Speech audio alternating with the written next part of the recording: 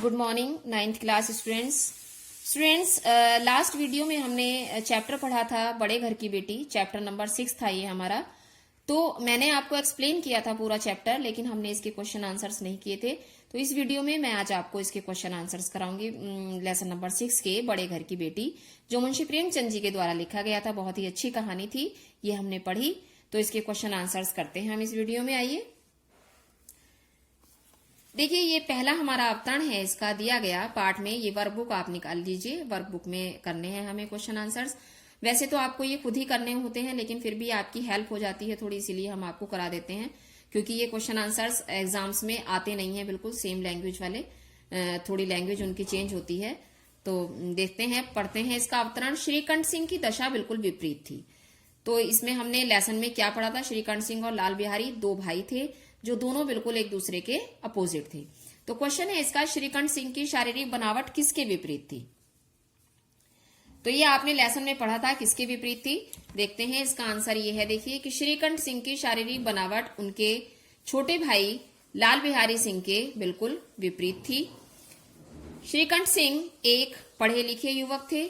उन्होंने बीए की डिग्री प्राप्त कर रखी थी तथा दफ्तर में नौकर थे, जबकि लाल बिहारी अधिक पढ़े लिखे नहीं थे। बच्चों, हो सकता है मैंने आपको जो क्वेश्चन आंसर्स लाइव क्लास में दिए हैं उसमें कुछ वर्ड्स में चेंज हो थोड़ा बहुत, तो आप इतना इसको सीरियसली नहीं लेंगे कि एक दो शब्द चेंज है, उससे कोई फर्क नहीं पड़ता, क्योंकि उस समय मैंने आपको डायरेक्ट बोले थे और यहाँ ये लिखे हुए हैं। तो इसलिए हो सकता है कोई एक दो शब्द का थोड़ा चेंज हो, उससे कोई फर्क नहीं पड़ने वाला है। नेक्स्ट क्वेश्चन है, सम्मिलित कुटुंब के संबंध में श्रीकंठ सिंह के क्या विचार थे? तो देखिए, ये आंसर है कि सम्मिलित कुटुंब के संबंध में वे एकमात्र उपासक थे। आजकल के समय में स्त्रियों की कुटुंब में मिलजुल कर न रहने के आदत को वह समाज और देश दोनों के विरुद्ध, दोनों के लिए हानिकारक समझते थे। प्राचीन सभ्यता का गुणगान उनकी प्रवृत्ति का प्रधान गुण था।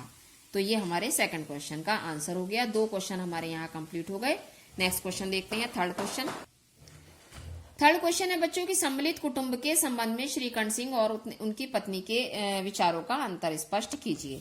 तो ये देखिए, ये आंसर है कि श्रीकंठ सिंह सम्मिलित कुटुंब के समर्थक थे।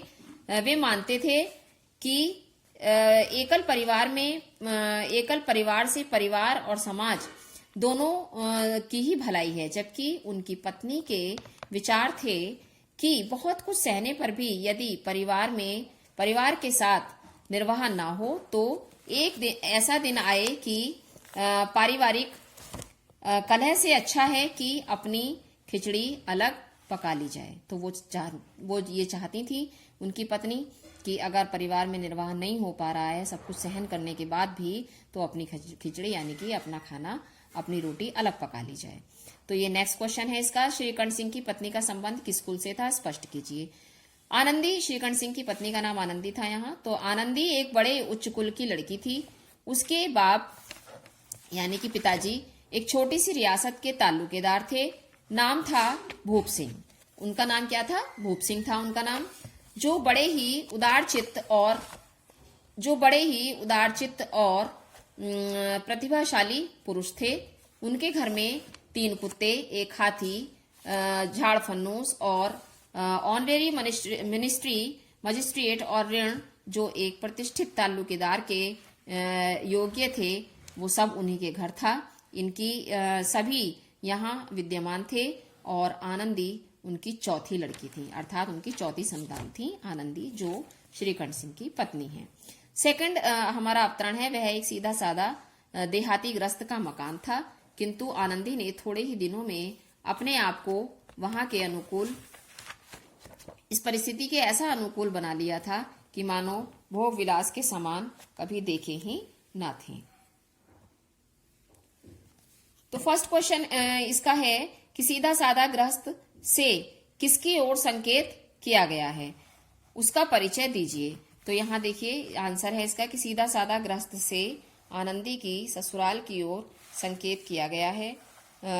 वहां पर उनके मकान में खिड़कियां तक न थी, न जमीन पर फर्श, न दीवार पर तस्वीरें, वह एक सीधा साधा देहाती गृहस्थ का मकान था। तो ये उनके ससुराल के मकान के बारे में वर्णन किया गया है। नेक्स्ट क्वेश्चन है इसका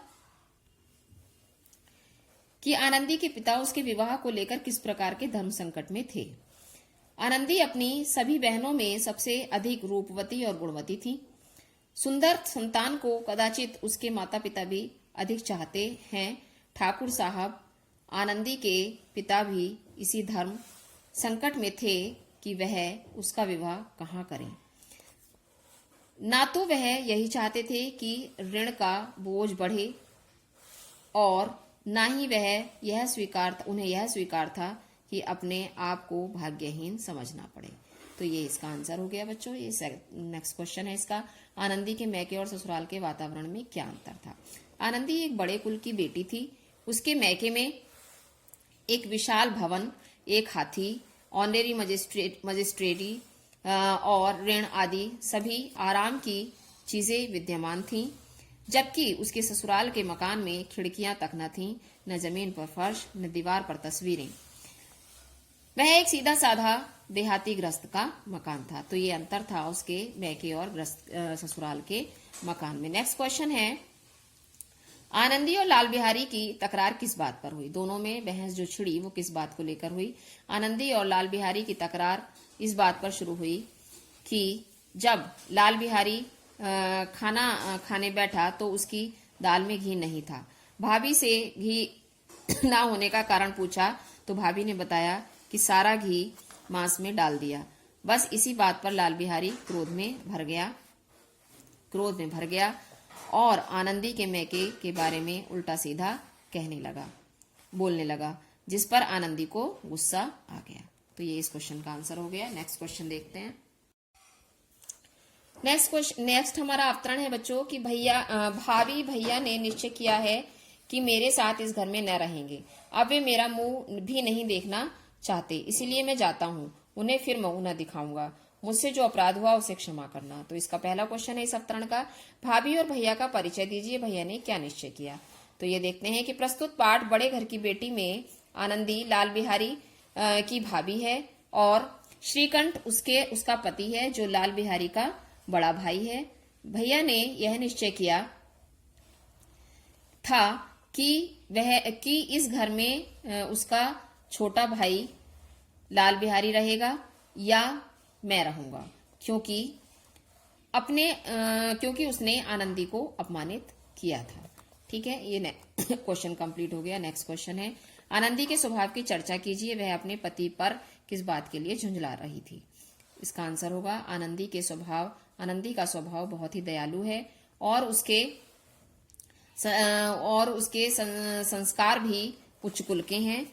संस्कार है बच्चों ये शब्द, संस्कार, और उसके संस्कार भी उच्च कुल के थे।